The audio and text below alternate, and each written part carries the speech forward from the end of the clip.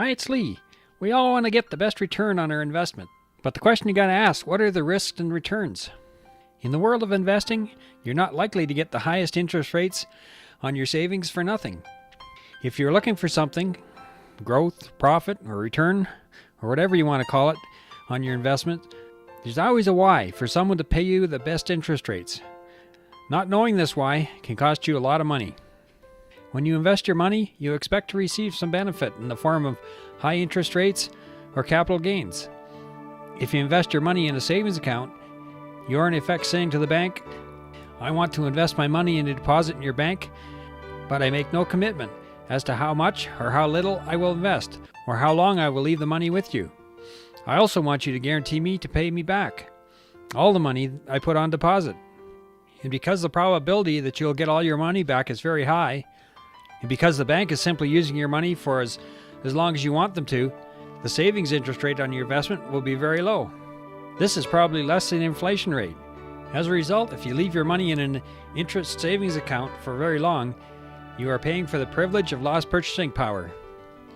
At the other end of the spectrum, if you put your money into shares of a very speculative venture, you are agreeing you invest your money in a company with a speculative future, a company that is not financially secure.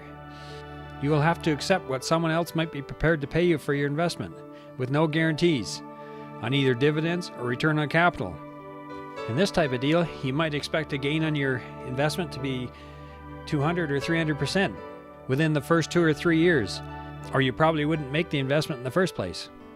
Of course, most investments are somewhere in between these two extremes. It's tough to get something for nothing. High interest savings are offered at a greater risk to you. You are the only one who can decide how much risk you are willing to take and the kind of risk you are willing to take. In order to sleep peacefully, it's best to make a decision ahead of time as to what level of risk you're going to take.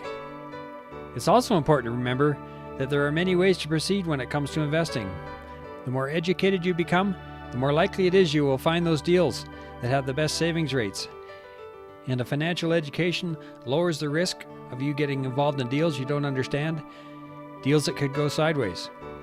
The above insight into risks and rewards are what has been taught for years. The question is, does it apply today when the world is facing an unprecedented economic crisis?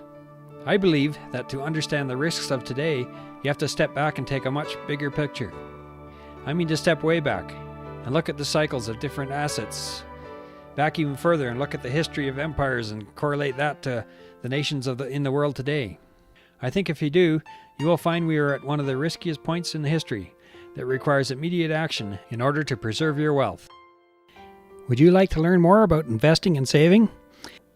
We specialize in teaching people just like you how to get out of debt and how to invest their savings for maximum return. You can check out our brand new Wealth Acceleration Program at www.questingwealth.com.